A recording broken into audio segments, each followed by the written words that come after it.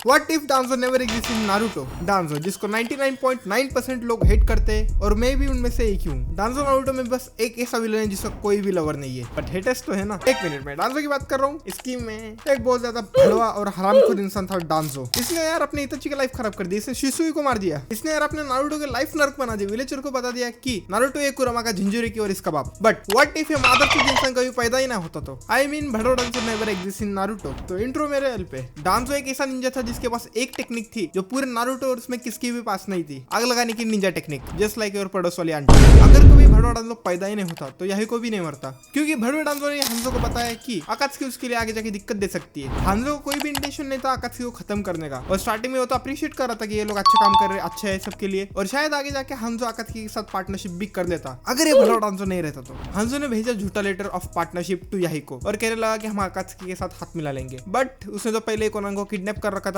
और तब याहिको और नागाटो वहां पे जाता है तो याहिको देखते हैं कि कोनांगो पकड़ा हुआ है। फिर हांजो नागाटो से कहता है कि याहिको को मार दे, नहीं तो कोनांगो मार देगा। हाँ भाई, ये ट्रैप था भड़वे हांजो का। फिर याहिको भागता हो जाता है और नागाटो के कोना में अपनी जान दे देता है। नागाटो की तो फिर सटक गई, भाई ने समन किया, गेटो स्टैचू और सबकी ले ली, बट अफसोस याहिको भी मर गया। याहिको को नहीं बचा पाया। याहिको ने सबको मार दिया एक्सेप्ट हांजो। वो अपनी सीक्रेट टेक्निक यूज करके भाग गया, और याहिको की जो आकात्सुकी थी अच्छी वाली वो रास्ते में थी, आ रही थी, लेकिन वहां पे आ गया ओबिटो एंड ब्लैक डेत्सु, और ऐसे खत्म हुई याहिको की आकात्सुकी। बट ये सब हुआ क्यों? एक भड़वे आदमी को जैसे जिसका नाम है डांजो, इसने ही आग लगाई। अगर ये आग नहीं लगाता तो हांजो कुछ भी नहीं करता और पार्टनरशिप भी कर लेता, क्योंकि भाई उन्हें अप्रिशिएट कर रहा था, उनका वर्क अप्रिशिएट कर रहा था, आकात्सुकी को अच्छा मान रहा था। बट ओबिटो को चाहिए था याहिको का रिनेगन टू कास्ट इन्फिनिट त्सुकियोमी, और अगर डांजो एग्जिस्ट भी नहीं करता तो भी ओबिटो कुछ ना कुछ तो करता ही नागाटो को एविल बनाने के लिए। ऐसा मान लो कि कोनान या फिर याहिको में से कोई ना कोई तो मरता ही। चलो ये मान लो कि याहिको मर गया, फिर बाद में ओबिटो आता और अपनी आकात्सुकी बनाता और उसका लीडर रहता पेन। भाई ने घर में घुस के मारा था हांजो को। Move to the next incident. जब ओबिटो ने कुरामा को गेंजुत्सु में डालकर पूरे लीफ विलेज पर अटैक करवाया था, तब मिनाटो तो लड़ रहा था ओबिटो से, बट इस अटैक में उचिया क्लैन ने पार्टिसिपेट नहीं किया था। क्यों? क्योंकि भड़वे डांजो ने नहीं करने दिया था। भड़वे डांजो को उचिया पे ट्रस्ट नहीं था। उसे ये लगता था कि उचिया अपना शारिंगन यूज करके कुरामा को कंट्रोल कर लेंगे, फिर लीफ विलेज की अथॉरिटी टेक ओवर कर लेंगे और होकागे बना देंगे फुगाकू को। उस टाइम पे बस फुगाकू ही था जो कुरामा को गेंजुत्सु में डाल सकता था, और उसके पास था मांगे की शारिंगन। बट अगर ये भड़वे डांजो कभी पैदा ही नहीं होता तो क्या होता? तो होता कुछ ऐसा। मिनाटो तो फाइट कर रहे ओबिटो से, और कुरामा से लड़ेंगे थर्ड होकागे हिरुजेन सारुटोबी एंड उचिहास। यस, उचिहास। सारुटोबी उचिहास पे ट्रस्ट कर सकता है। हाँ, वो एक काइंड इंसान था, अनलाइक भड़वे डांजो की तरह। जैसे ही उचिहास को परमिशन मिली, फुगाकू यूज करता अपना मांगे की शारिंगन और कुरामा को विलेज पे अटैक रोक देता।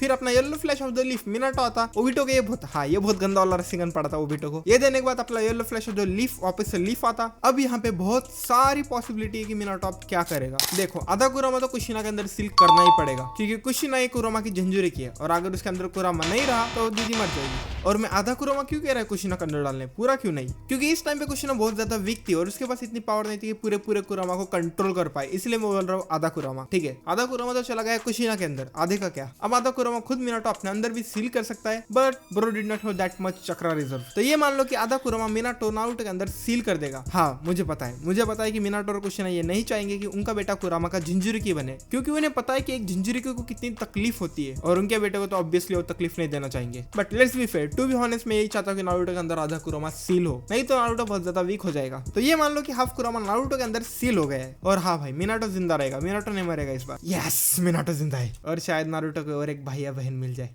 अब आते हैं one of the most important incident of Naruto, उचिहा massacre. उचिहा clan attempt कर रहा था कूडेटा मतलब उचिहा क्लैन होकागे को मार के खुद होकागे बन जाएगा, मतलब फुगाकू होकागे बन जाएगा, और ऐसे वो टेक ओवर कर लेगा पूरे लीफ विलेज पर। बट अगेन उचिहा क्लैन ऐसा करना क्यों चाहता था? क्योंकि भाई उन पे कोई ट्रस्ट नहीं करता था, पहली बात, उन्हें कोई रिस्पेक्ट नहीं देता था। बट अब तो उनके पास ये सब कुछ है। जब उन्होंने कुरामा को कंट्रोल किया और विलेज को बचाया, सब उन्हें रिस्पेक्ट करेंगे, और लीफ विलेज की अथॉरिटी भी उन्हें ट्रस्ट करेंगे, मतलब होकागे भी उन्हें ट्रस्ट करेगा, और मिनाटो होकागे अपना। तुम्हें पता है मिनाटो कैसा आदमी है? सब विलेजर्स अब उचिहा क्लैन और फुगाकू की रिस्पेक्ट करेंगे। क्यों? क्योंकि उन्होंने पूरे विलेज को बचाया, जस्ट लाइक नारुतो, जब नारुतो ने पेंग की मार ली थी। पूरे लीफ विलेजर नारुतो को पेंग के असॉल्ट के पहले, भक्त साले तू कौन है इधर, कौन है तू? और उसके बाद आओ बेटा बिरयानी खाओगे। मैं कहना बस यही चाहता हूँ कि अब उचिहा के पास रिस्पेक्ट भी है, सब कुछ है, जिसके लिए कुडेटा अटेम्प्ट कर रहे थे। तो अब भाई वो क्यों ही करेंगे, उनके पास सब है। तो अब तो मिनाटो भी जिंदा है, और मिनाटो अब फोर्थ होकागे। मिनाटो तो भाई फुगाकू को मना ही लेगा कि तू कुडेटा अटेम्प्ट मत कर, और फुगाकू मान में जाएगा, अच्छा आदमी हो, तुम्हें भी पता है। अब अपने इताची को पूरे क्लैन लाइन को मारने की जरूरत ही नहीं है, क्योंकि अब सीन सब सॉल्व है, क्योंकि भड़वा डांजो जिंदा ही नहीं है। अब ना ही शिसुई मरेगा, अब तो शिसुई भी जिंदा है, कोई दिक्कत नहीं है। अब एवरीबॉडी इन पीस,